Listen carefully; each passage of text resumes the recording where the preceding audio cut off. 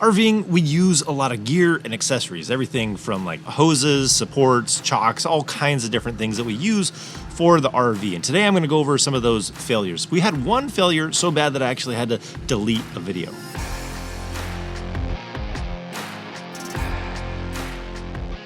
How's it going? I'm Jared Gillis. Welcome to another All About RVs. Today I want to talk about some of the RV gear that has broken or has failed us in some way while we have been RVing and pass that information along to you. Some of the stuff I was surprised that it lasted as long as it did, and it was actually a decent buy, and some of it I want to replace with other type of RV gear so that you don't have that failure. You don't want to have a failure when you're depending on a piece of gear, you just want it to work. So today we're going to be going over that list and looking at the things that worked and didn't work for us. So let's start off the list. Number one on the list are wheel chocks. The wheel chocks that we used to have are those thin plastic yellow ones that would blow around, so if it was windy, you wouldn't even have your RV chocked anymore because the wheel chock it was so light it could blow away. And you could actually drive over them. So we did that on one occasion where we forgot to pull one and we pulled right over it and just flattened it right down. So they're not that strong. They don't stay put in the wind. It just really wasn't a good one. It was a fail for using it with the RV.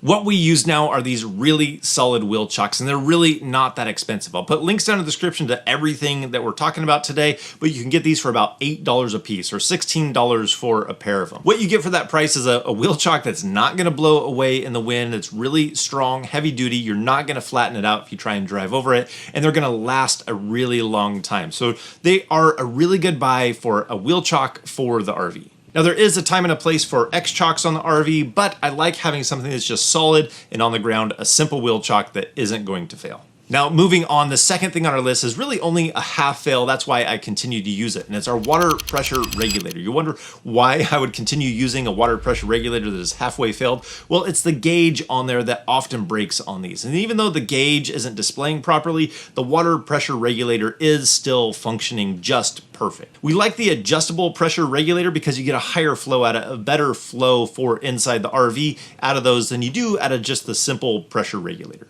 And with the gauge being broken, it's really not a big deal because we've already set the pressure, and so it's not going to change just because that gauge isn't reading right. It doesn't mean that that pressure inside the regulator is changing. We actually have, I've mentioned in another video, that we have another little gauge that we keep on hand, but I don't check the pressure on the pressure regulator all the time. I set it once. I don't have to change it at each place we go. It's pretty much a set it, forget it, and then you're good to go. So that's good information if you have a pressure regulator like this. If you have a broken gauge on there, the whole unit isn't bad. You can continue using it as long as it's set at the right pressure.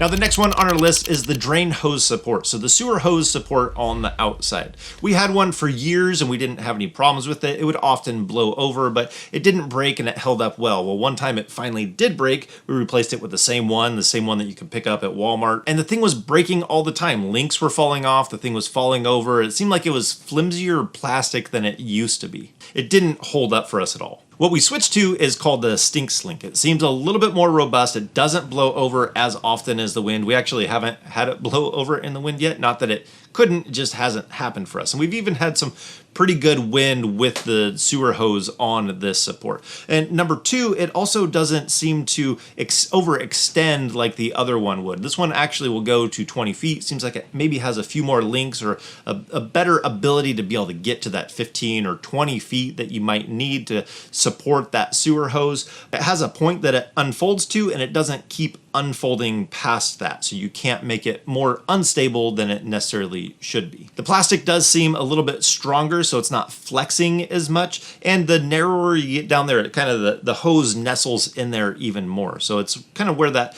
valley that sits in there, it pops in at different heights, and so that way it slopes it all the way down, but it kind of nestles in there and it holds it better. So far it's been great. It's been holding up, it hasn't broken, and it's not blowing over in the wind. That's much better than what the other one was, the way that it would fail all the time.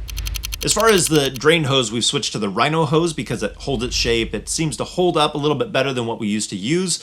Any of these hoses that sit out in the sun too long will get brittle, but we had one before we switched to the Rhino hose that really just kind of disintegrated and broke when we were getting ready to dump. So definitely something you don't want to have happen. You want a sewer hose that's in good condition. I'd recommend checking them because they all will degrade at some point. But the fittings have been good for us. We haven't had any leaks and they've held up well. So that's been a good hose that hasn't failed on us. And the next one, the drinking water hose, the white hoses that you can get from Walmart, I have had those leak at the fittings multiple times. We ended up just stopped getting those because we were tired of replacing the fittings or replacing the hose because the fittings were leaking. So 0G hose is what we've gone to, and it has worked fantastic. We've also used the Flexzilla hoses, so the combination of the 0G and the Flexzilla have worked really well for us. Both are drinking water safe, and we haven't had any issues. That's a great combination. The next thing that we had a problem with was tank check. The little sensor that you put on the bottom of your propane tank to be able to tell how much propane you have in there.